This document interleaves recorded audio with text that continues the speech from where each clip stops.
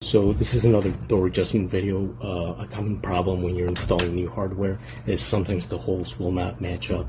As you can see, this has been tampered with quite a bit, so the holes are not consistent. So what we're going to do is you're going to grab some toothpicks, skews, these are golf tees, whatever you want, and put a little glue in them. Put them off.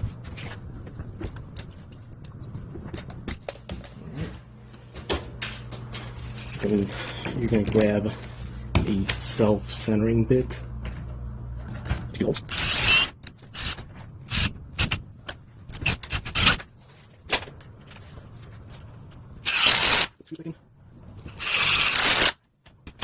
And you're all set. Hope that helps.